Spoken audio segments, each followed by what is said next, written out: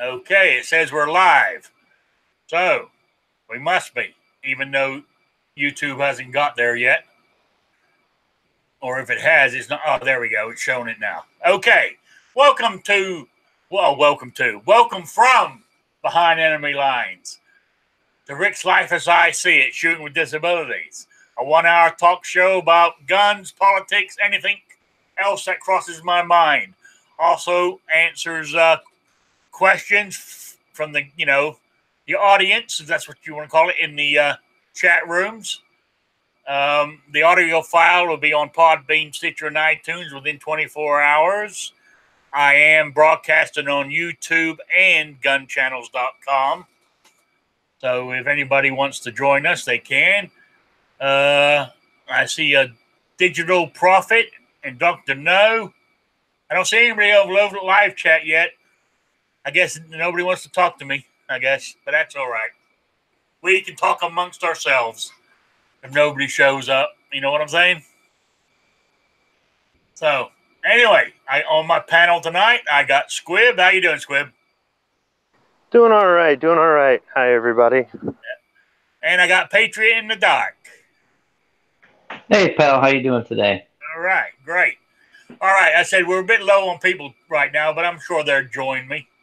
Or is there something else, or is there some other chat going on? Aha, David Boland's here. Good, we got somebody to listen to us ramble on. Anyway, Shooting with Disabilities. I'm a bit low on stuff to talk about, except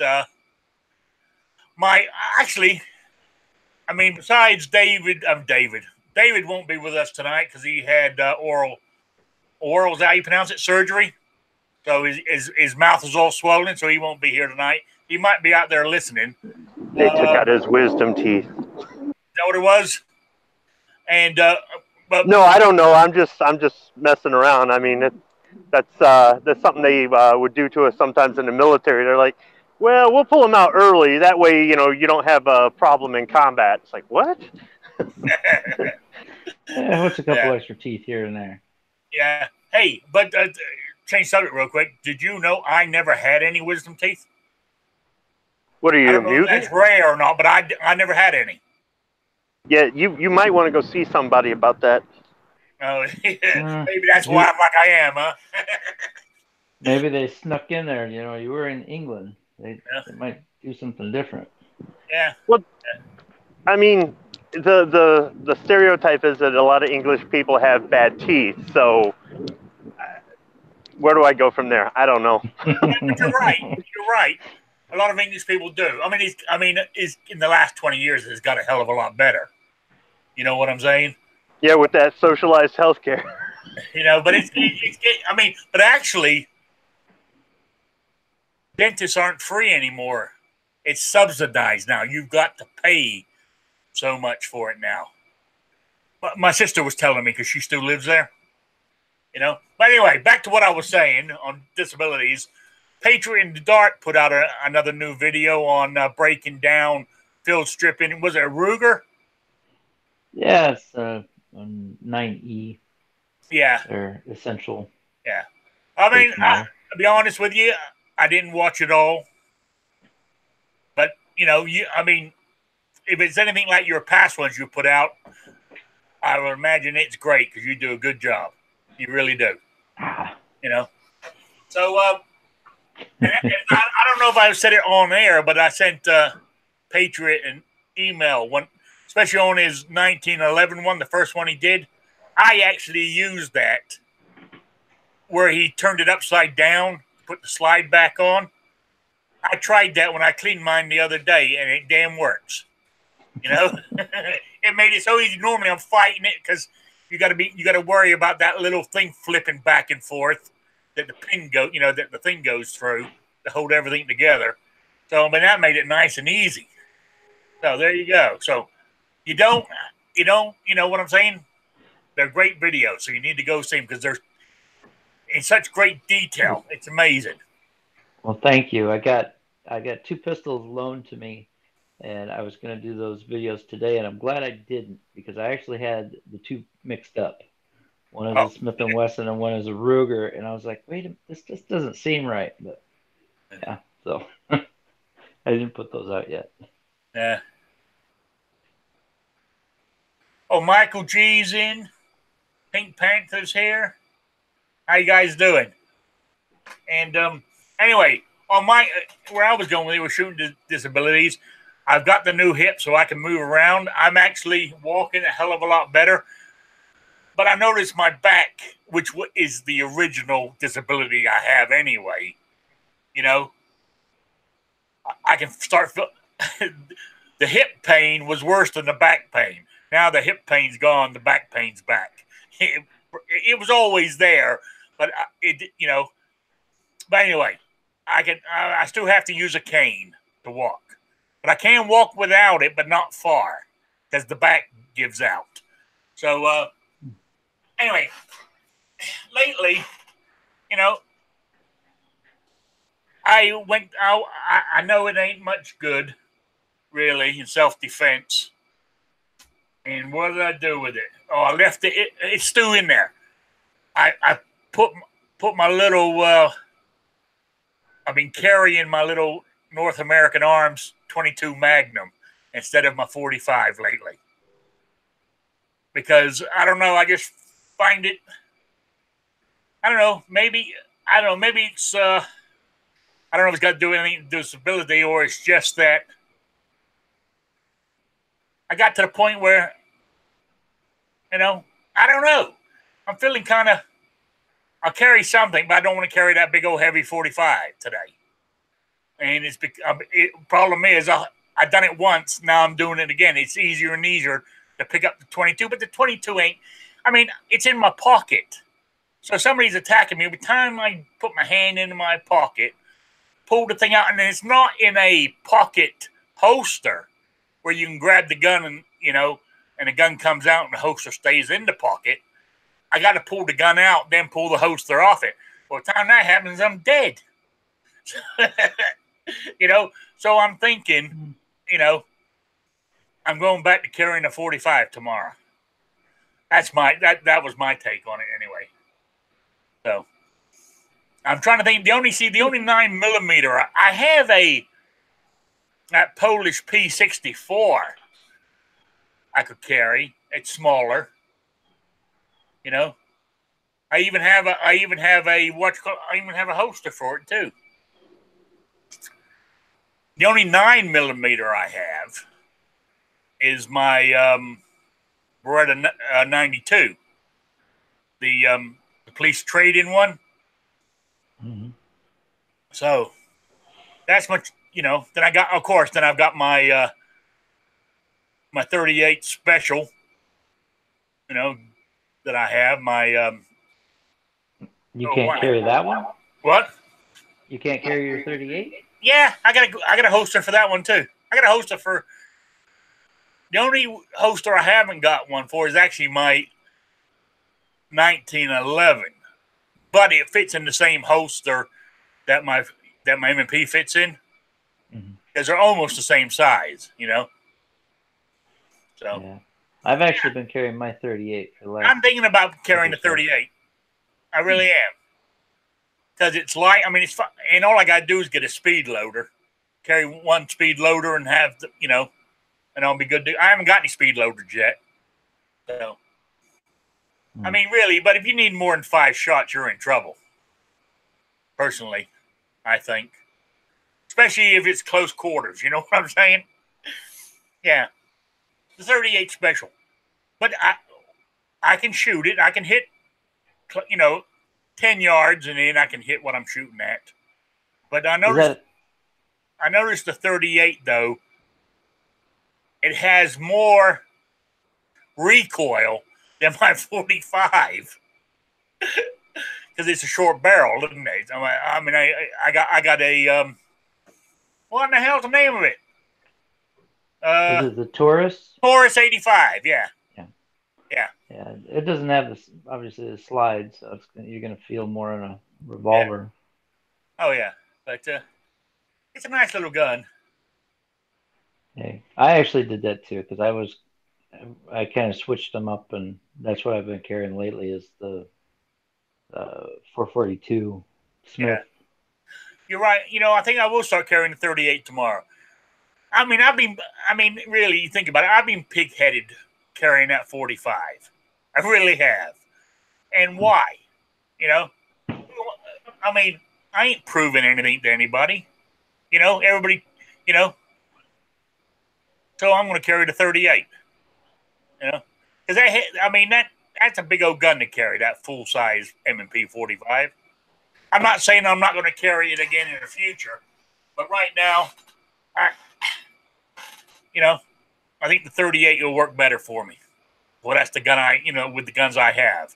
Hopefully, once I get Deanna and get settled and get caught up on all my debts that I'm piling up here in Rhode Island, I'll be able to buy some more guns, and I'll look into buying something smaller. You know? Well, on that topic, I'm going to keep it on guns. We always have this, I don't say the internet debate on what's better, 45 or 9mm and stuff. But looking at it really, 9mm, 40, 45, in today's ammunition, the way ammunition's made and tested today, ballistically, they're not far apart, really. There's not a lot of difference in them now, I don't think, personally. Well, or do you disagree, Squib? I think that they're both effective, but they are different. I mean, they were both designed at the beginning of the century. 9mm Luger was developed before 45 ACP, but they were developed in different countries, and these countries had a different sort of background as far as their sidearms. And yes, with modern technology, you can enhance the lethality, I guess you could say, of any caliber. There's a lot more technology that goes into the bullets, the propellants. So it really doesn't. I mean, I think it like with everything, I always go back to the whole preference. You do you, I'll do me. But let me say something about the nines. Even though 9mm Luger was developed in, I believe, 1908, 1903, something like that,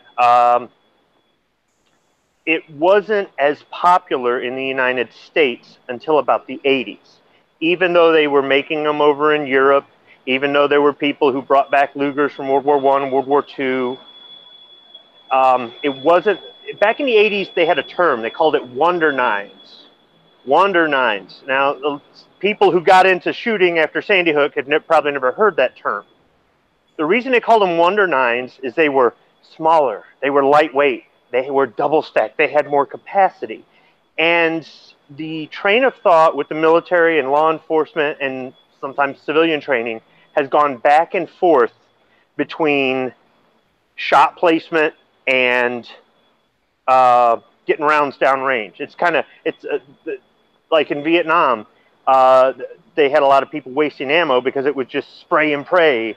And part of the reason that they didn't want to go with semi-autos so much in World War I and again in World War II was because they were afraid that soldiers would waste ammo. That's why they had gizmos like magazine cutoffs and things like that. Why some of these countries had to adopt the semi-autos behind closed doors or sneak them in or that sort of thing. So there's a lot about the 9mm that its popularity in the United States really came out because they were using these guns in Hollywood. They were, you're seeing them in the movies. They're starting to issue them to police forces. The military adopts it. Why? Because our allies used it. We didn't adopt it because it was better than 45 ACP. We adopted it because it's a NATO standard. And that all these things came about right around the same time. And the train of thought was capacity, capacity, capacity. Now I can carry 15 rounds instead of 7. And, so if you get past all of that and you start looking at modern ammunition, it does kind of level the playing field a little bit more. But it still comes down to preference. If you can't hit the broadside of a barn, maybe you need capacity. And that's not to insult somebody. Some people just don't do so well, or they don't have the time or money to practice the way they should, and the skills are perishable. So maybe you want that 9mm for capacity, but some people want the air quotes knockdown power. And you can scientifically disprove knockdown power, but you ask somebody who's used a 1911 in combat if that thing's got knockdown power, and they're going to tell you, if they've actually had to use it to defend their life, they're going to tell you it's got knockdown power. So call it what you will, but it's all about personal preference. Oh yeah, I mean I agree with you too. I agree on that, but I was just saying ballistically, you know, they're very close now with the modern technology and making bullets and stuff. You know, one's going to hit harder, one's going to hit faster, but they both got the technology that you know has the bullet itself expand a certain way or penetrate a certain way or whatnot. So yeah, but if you're going to compare 45 ACP, 40 Smith & Wesson, and 9mm Luger side by side, no, you're still going to get different data as far as muzzle energy, muzzle velocity.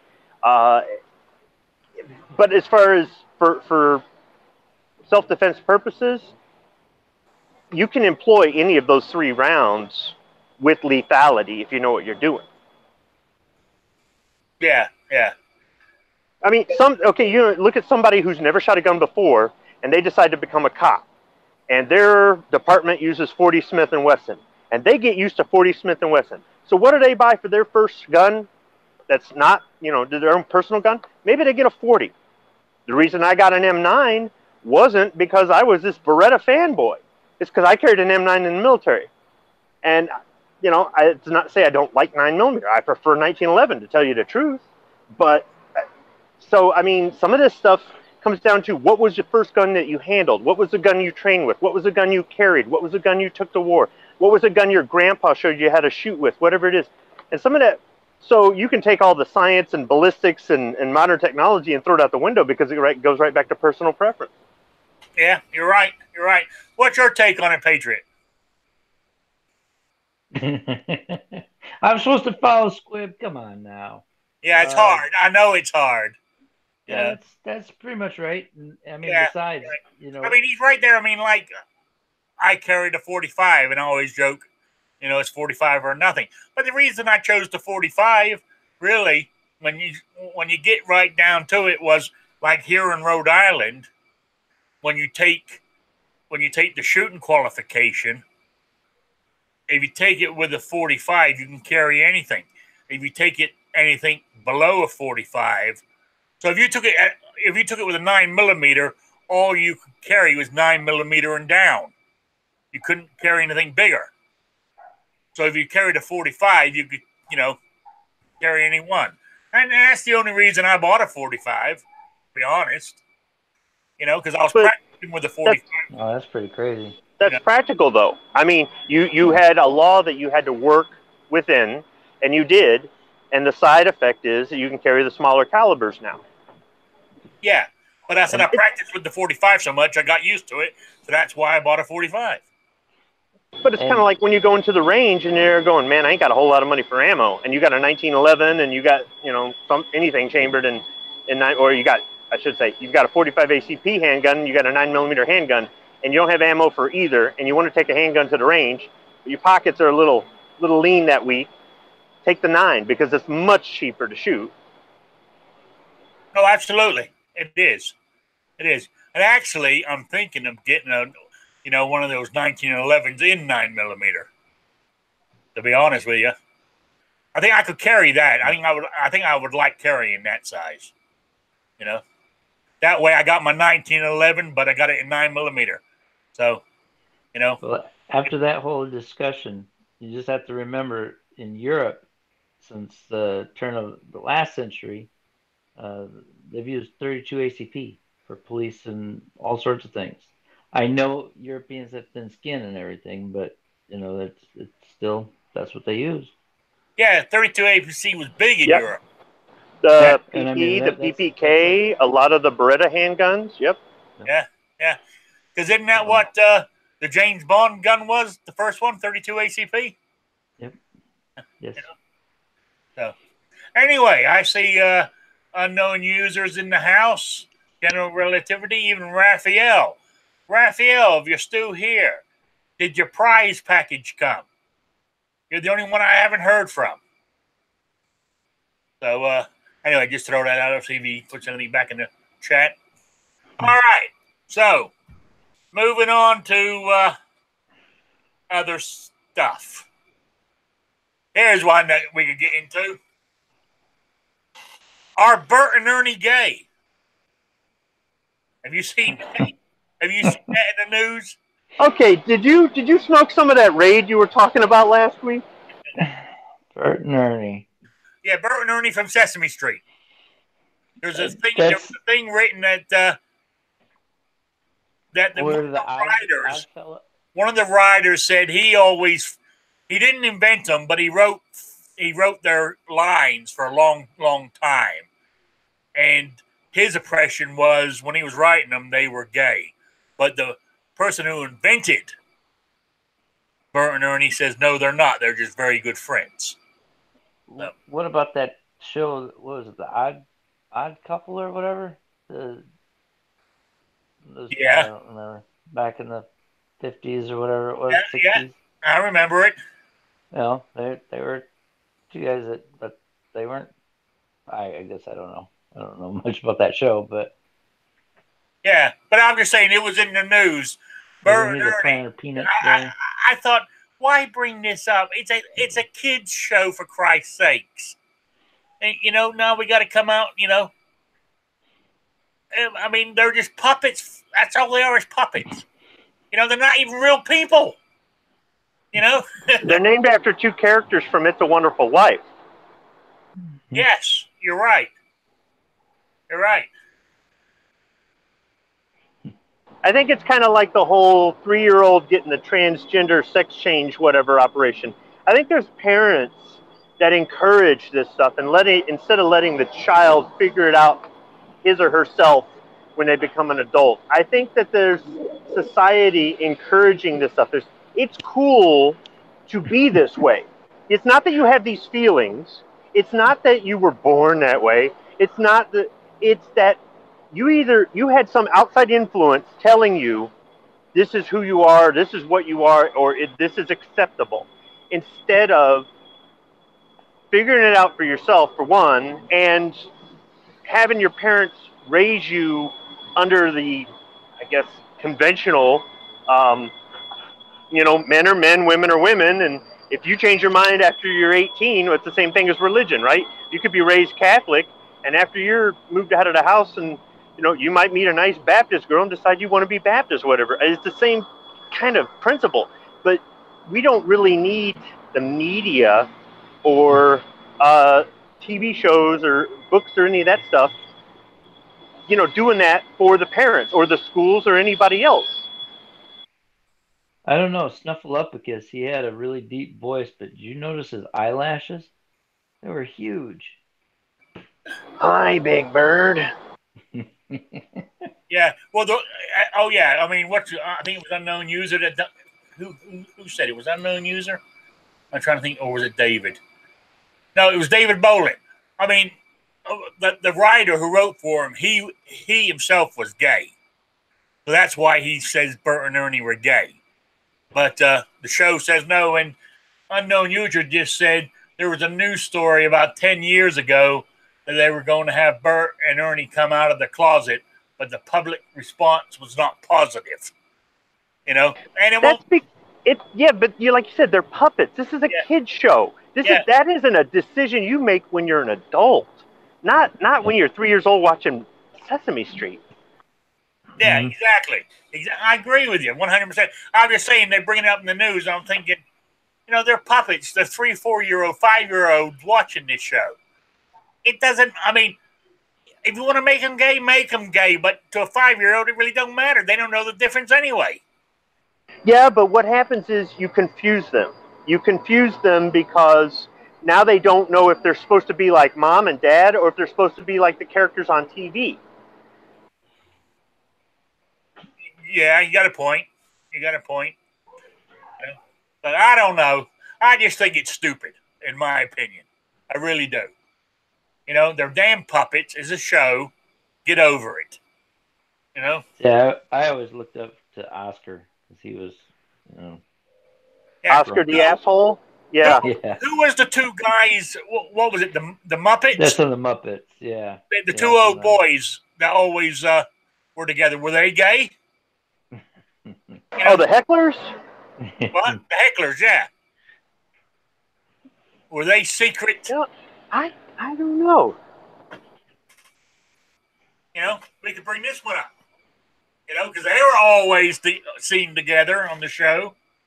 You know, so Don't give them any ideas. no. So we're a move on. We're a move on. Well, it just goes to show, though, that there are a lot of outside influences that really make it difficult to be a parent today. For those that don't have children and don't understand, I am telling you, when you're trying to raise your kids a certain way, with a certain kind of values and a certain kind of history and a certain kind of appreciation for things, and then they come back from school all reprogrammed, it's really hard to do. Oh, yeah, it is. Okay, I was saying I read an article. It wasn't a long one because I think it was still an ongoing story. But a school in Alabama, a second grader shot himself in the hand. He was showing a firearm in the bathroom in the gym to his friends when it went off. And it turns out it was his father's gun, who was a convicted villain, and he actually bought the gun on the black market. So they arrested him. See, so, I mean, where I'm going with this, I mean, background checks didn't work. I mean, you know what I'm saying? You can't stop everything, no matter how hard you try. What's going to be their argument? Well, if you didn't have guns, that would never have happened. You said this was in Alabama? Yeah. So how long before they say, oh, well, it's all those guns floating in from Indiana that are causing it? Oh, yeah, absolutely. You know, I mean, that's what they say with Chicago. I mean, there's so many people that probably have no idea where Indiana and Alabama are on a map. They just go, yeah, that's right. Yeah. But I said that was an ongoing story. So, I mean, it wasn't a very long one when I read it. So I just jotted it down here on my little notepad. But I was thinking, so, guns are out there on the black market. I mean, that's how these people who have felony convictions get hold of them. They buy them from somebody or steal them from somebody, you know, and that's always going to happen. It's unfortunate that happens, but you can't. I mean, it's I know I'm preaching to the choir here. You can't punish the masses for the few. You know, that's what I'm saying. But then again, there's one thing. I mean, I'm a believer too. I mean, I'm not talking about somebody who's a violent felon, but if somebody's 17 years old, got busted for drugs, now he's in his 40s and hasn't been arrested since, not even a parking ticket. You know, I think he should have his Second Amendment rights back. You know, personally, that's my personal opinion. I think that if you strip somebody's Second Amendment rights, you should also strip their right to vote. See how well that one goes over. Are they allowed to vote? I think you can. I bet you know what? I can't say this with absolute certainty, but I bet there's probably a way to vote in prison. But it's kind of interesting how they'll strip your rights for this or that. But I think they always want you to be able to vote. Yeah, there's been a couple of different stories that came out that they were pushing for, letting, released felons or whatever vote and stuff. I've heard that several times. Yeah, I mean, if you've paid your debt to society, right? And I would say not the first day, not as soon as you walk out of the prison, you can walk into the gun store and buy a gun. You know, you got to make sure. I mean, I don't know, length of time out of prison to make sure you're on the straight and narrow, then get them back. But then again, there ought to be something in it if you do something that's another, felony. That's it. No matter how rehabilitated you are, it's a done deal. It's the way I think anyway. Am I being too hard? I don't No. know that you are, Rick. I mean, I don't really believe in the whole pay your debt to society, because they put you in prison for a certain amount of time as punishment to get you to think, I'll never do this again because I don't want to lose my rights and be trapped in here and blah, blah, blah, blah, blah. How many people commit a crime as soon as they get out just because they want to get back in, because they don't know any better? This has become their life. This is what they want. Or how many people get out and they go right back to crime because they're like, that was nothing. Go ahead, lock me up again. I don't care. Or it gives them street cred or whatever the heck it is. You're right. I don't really think they pay even the people that get stuck doing community service instead of jail time, which in some cases is probably better, but look up what community service really is. It's sometimes you're like, that's what they had to do. Yeah, I mean, there's some really cushy community service gigs. But, I mean, it doesn't get anybody to think. It costs us a bunch of money. It seems to create more crime in some cases. And I don't know. But yeah, I would look at somebody who wrote bad checks differently than somebody who committed a rape. Yeah. It's a tough one. Where do you draw the line on what kind of crime? A felony, who could, but I'm saying if somebody got busted for drugs and they've been a good boy ever since, they haven't even got a parking ticket for the last 20 years, he should play. I know some states have allowed felons to get their Second Amendment rights back, but federally they're still not allowed, so I imagine they can't go out of the state with a gun,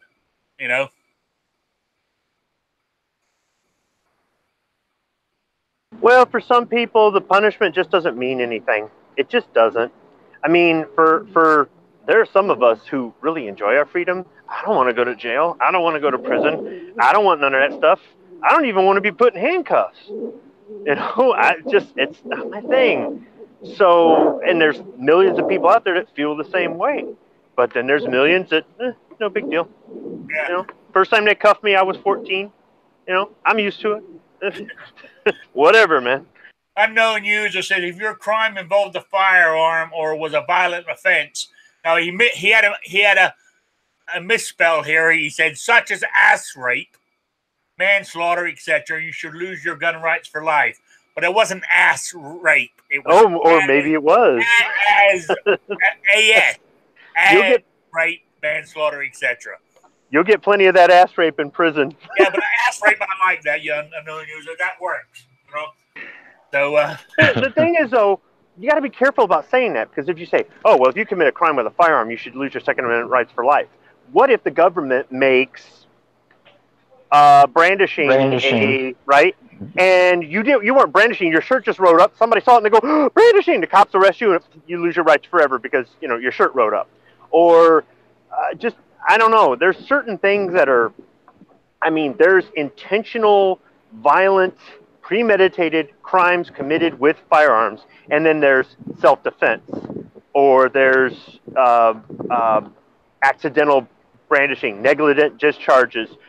Even somebody who crosses state lines, who, yes, they should have done their due diligence and checked the state law, but it's, this state only allows 10-round mags and you had a 12. Is that something you should do? No. But that's what, so when you say violent, or if you say crimes or felonies or whatever with a firearm, you kind of open some floodgates. So you got to be careful there. But yeah, I get where you're going. I get what you're saying. I understand. Vanessa says, if the state, I'm assuming you're talking about Connecticut, Vanessa. That's where you're from. If the state grants a pardon for those felons, then the felon gets his rights back. And in that case, that all gun rights restored too is all part of a pardon. Unknown user says brandishing is not a violent crime. Well, it's not a violent crime, but it is a crime with a firearm. Yeah. And you can say, no, it isn't. It is in my state. In some states, felony. If it's a firearm crime. If a guy comes at me with a knife and is yelling, "I'm going to kill you," and I draw my gun and point it at him and I don't pull the trigger, and he drops the knife and runs away in fear, and I call 911, I'm getting slammed on the hood of a cop car, I'm getting cuffed, I'm getting tossed in the back, my gun is getting taken away, I might not ever get it back, and I'm going to have to get a lawyer and fight for my rights in court, even though all I did was brandish a firearm and stop a crime that was being perpetrated on me. And you can say, well, your state's fucked up. Okay, yeah, look, you got to understand, it's different in different places. You can go to another state where you don't even have a right to carry a gun to defend yourself. You know, and it's just, I'm not saying I agree with it. I think brandishing should be allowed federally, but then you're going to have somebody who decides they're going to brandish their gun and escalate the situation. There's a way you can brandish it and de-escalate the situation, and then there's a brandishing that will only escalate it. And you've got people out there who don't have any common sense or don't really know what they're doing with a gun, unfortunately, and they're going to be the ones that make something like that look bad. And that's why there's these BS brandishing laws in my state. Yeah. Is because there are people out there to make you look bad. And if you say, oh, there aren't any of those people out there, think about how many people that you have had cut you off or do some other thing on the road with their car, their truck, their motorcycle, whatever it is, because they're not paying attention, or they're really not very good drivers, or they're not being responsible, or whatever it is. Okay? These are all licensed drivers. Hell, some of them aren't. But I mean, so imagine the same sort of thing. There are people who have gone to the concealed carry classes or have had some sort of training, or maybe no training at all. It doesn't matter. You know, they've been around guns their whole life, and they still don't know when is the right time to escalate and when is the right time to de-escalate. Yeah, you're right there too. Also, back to the brandishing, in some states, even if I mean, I don't know, is it Florida, where even if they see you printing, they can get you for it. I mean, I'm one who believes in brandishing as a way to stop the crime. Yeah, you just have to know when and how. If somebody's coming at me with a baseball bat, right, to do me physical harm, and I happen to get my gun out in time and point it at him, but don't shoot, and he comes to a screeching halt, drops the bat, and runs off. To me, that's technically brandishing. You know, to me that's good to go. I was a good guy with a gun who stopped the crime. You know? You know, and I think you should get a pat on the back by the local law enforcement and have a good day, sir, and all that other stuff. But, you know, in some states, that's not what happens. And it's unfortunate, and I'd like to see it change, but... Yeah, but you know, like Nessus is here in Connecticut, they are a strange one. I mean, they have carry permits and all that good stuff. I got one for there, too, but if somebody notices you're carrying, they can call the police and say, you know, I'm scared or whatever. And they can come and arrest your ass, and next thing you know, you lost your gun rights. You know? Yeah, that kind of promotes not reporting things. You know? I mean, if somebody's coming at you with a knife and you brandish them, excuse me, they run off, then, you know, that kind of pushes that, hey, I better not say anything because then I'll get in trouble. Oh, yeah, and that's just it. That's something, Patriot, I've struggled with since I took my concealed pistol license training, was that if you say, I'm not calling because I'm not dealing with this. I don't want to fill out a report. I don't want to get treated like a criminal. I don't want them possibly confiscating my gun. I don't want to risk getting arrested. I don't want to blah, blah, blah, blah, blah, right? But if the other person runs off and calls 911, you're done. Whoever calls 911 first. But even then, if you're the guy with the gun and they're the guy without the gun, you're still up a creek.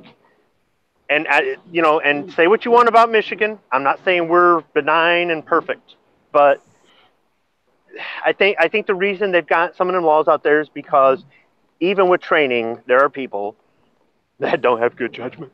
Oh, yeah, and there's another thing, too, I noticed about this, going into, you know, getting into a situation where you have to pull your gun, and say you even had to shoot the guy or whatever, anything like that is, I mean, there's a couple of cases in Florida where the police said, oh, it was justified and everybody goes their merry way. That's rare. from what I can figure out, 99% of the time, the cops are going to handcuff you and throw you in the car until they figure it out. You know, so be prepared for that. And the only reason I ever get critical over some of the self-defense situation is because it was a bad shoot.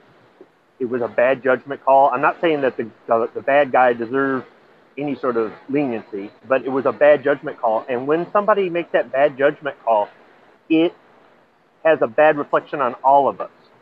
All right, we had a year or two ago, we had a concealed pistol license holder at the Home Depot parking lot in Auburn Hills, Michigan, shoot at the getaway car. Two guys went in there and robbed the place, and she's in the parking lot. They weren't shooting at anybody. They weren't pointing guns at anything. They jumped in the car and took off. She drew her gun out of her purse and started shooting at them.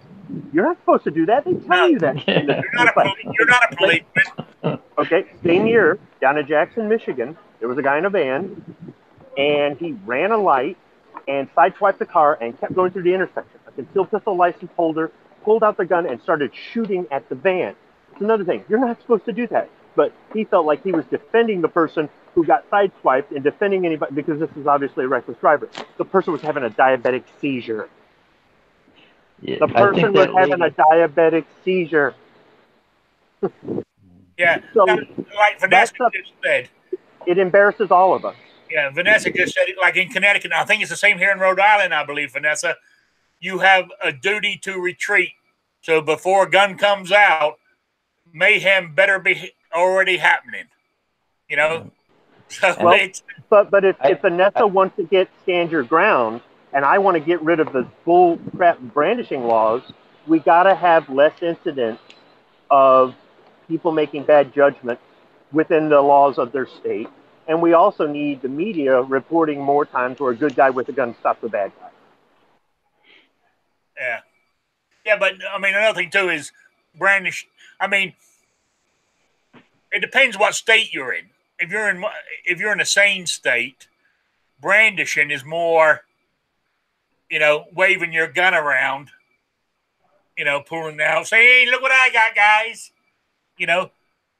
But pulling it out to defend yourself, but you don't shoot in a thing is not, you know. But then you got some crazy states like that over this way that see a gun, you're brandishing. Your shirt lifts up, you're brandishing, you know. So you got to be careful. I personally myself, I don't even worry about it if I'm printing or not. I've noticed in the 2.5 years I've been carrying, nobody's looking at me. You know, I've even had my spare magazine fall out onto the floor inside Walmart, and some lady picked it up and handed it back to me. I said, "Oh, sorry," and she looked at me. I said, I forgot to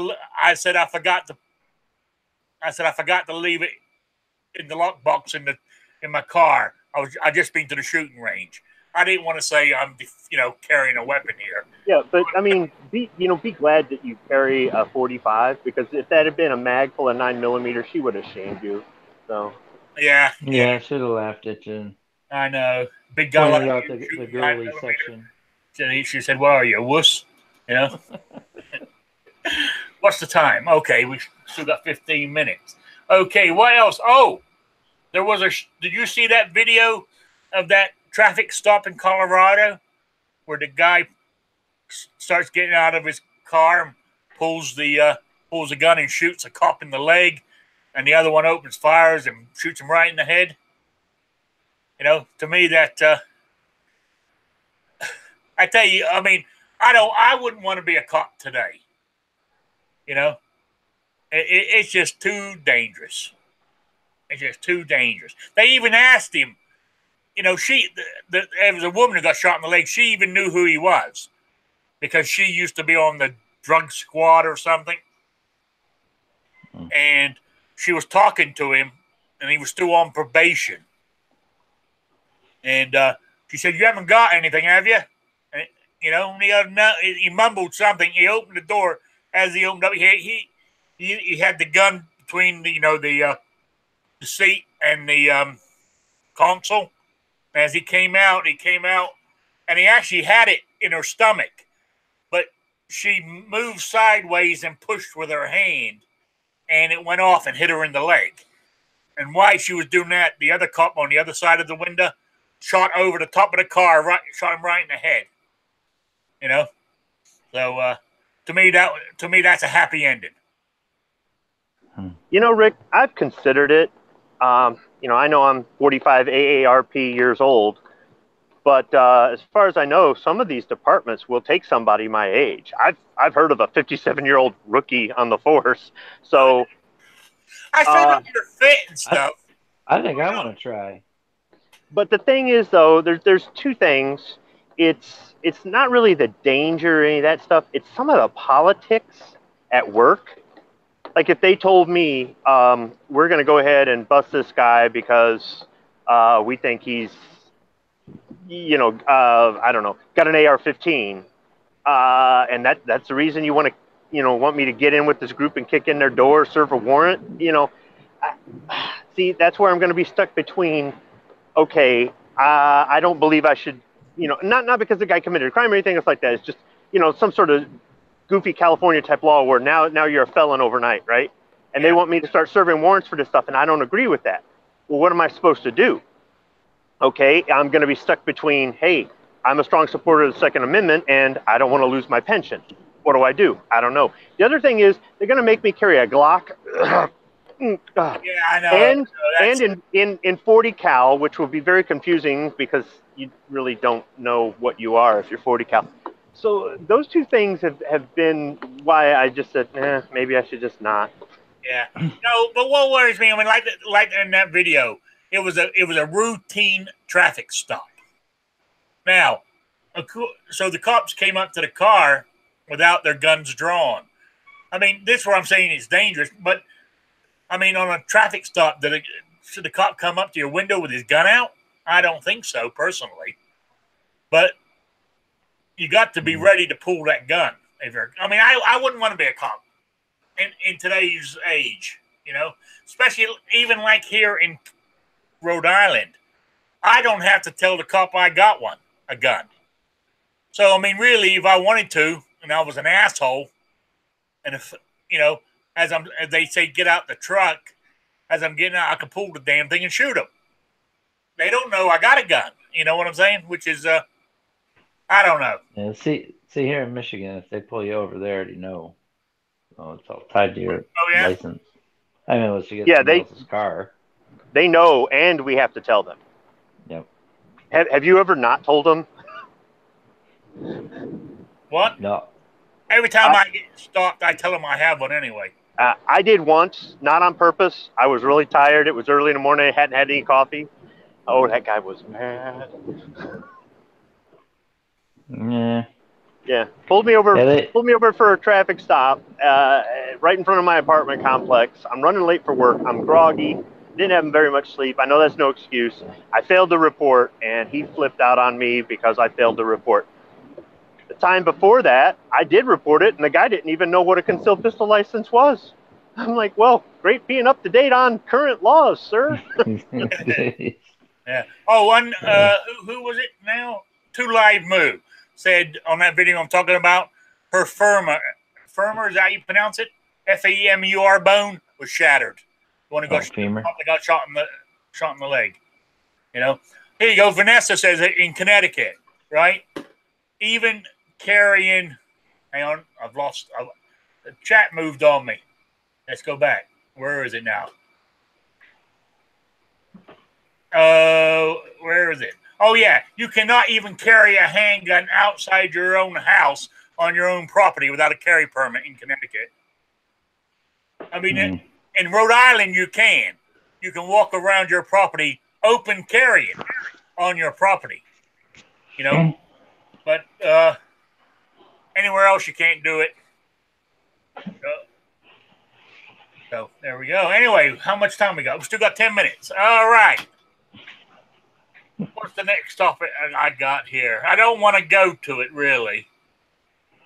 So let's see if I can come up with something else. Oh, yes. Here's one. Texas. Did you read that article with that her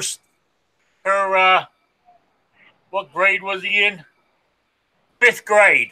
he was bullying kids in school. So his mother made him wear a T-shirt saying, "I am a bully," on both sides with a frowny face on it. And when the kid got home, she said to him, "Have you learned anything?" He goes, "Yes." He said, "People were looking at me and it made me feel really bad. And I don't want to, anybody shouldn't feel like that." So she said he learned his lesson.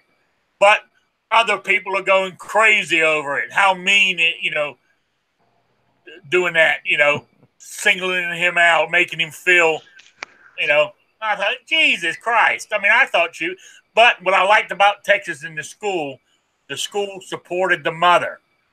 They had no problem with her doing that, which I thought was good. It was other parents that were having a problem, So I'm thinking, what is this world coming to? Or what is this country coming to? She used shame. She used shame to teach him a lesson. That's what you're supposed to do as a parent. That's what our parents did.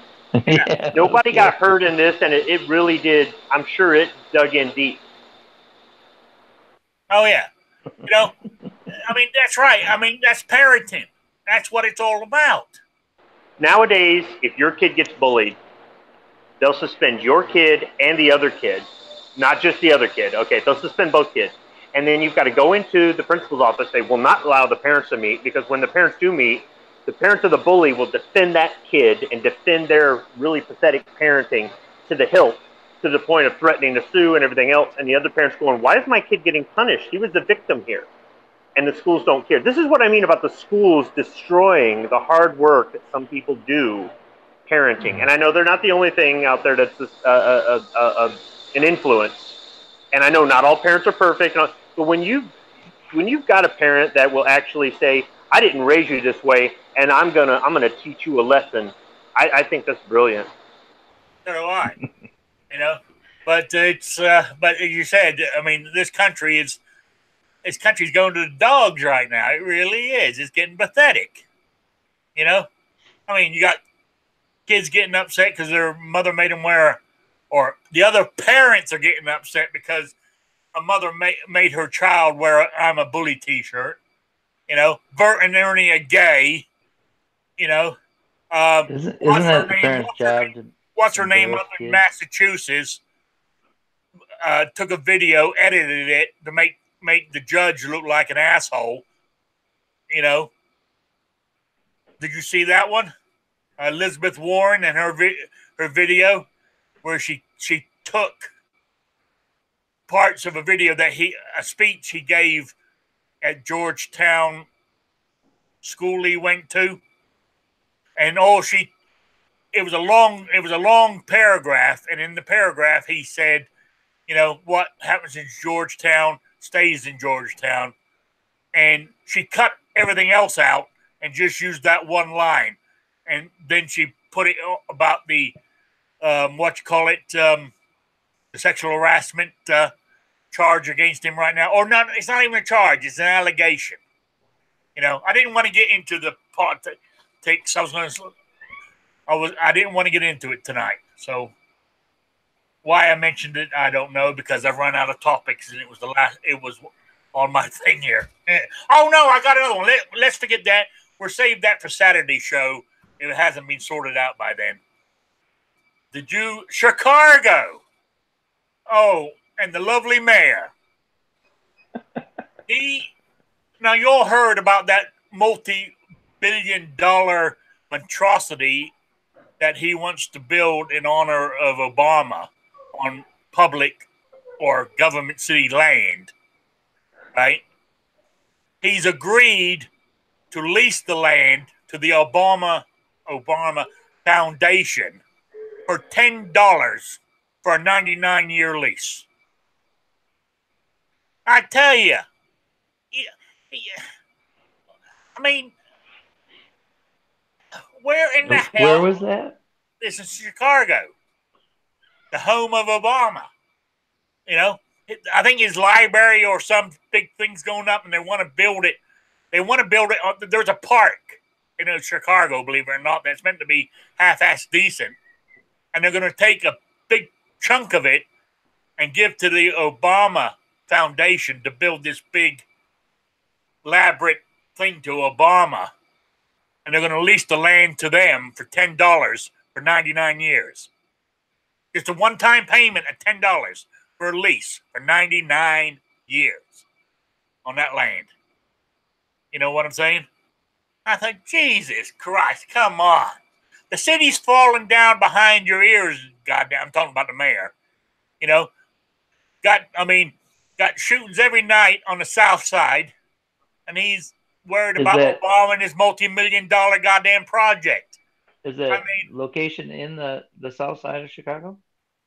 Just on the outskirts. I think it's just before you get there where they're building this thing. So it's going to be turned into a battlefield when it's all done. You know, more parking lots for people to get shot in. You know, but hey, show me a city in decay, and I'll show you a city run by Democrats for years. There you go. What do you say to that? I stole that off a radio show. So, is there going to be a statue there? More than likely. How ironic would it be if it was riddled with bullet holes from all the drive-bys? It needs to be. It needs to be. But I don't know. I said he's not running for re-election because he knows he ain't going to get it. Well, at least the press. To Obama? No. The mayor. I was thinking the same thing. Yeah. But more than likely, they're voting another Democrat, so nothing's gonna change. You know. Hey, once you've been president, can you be anything else?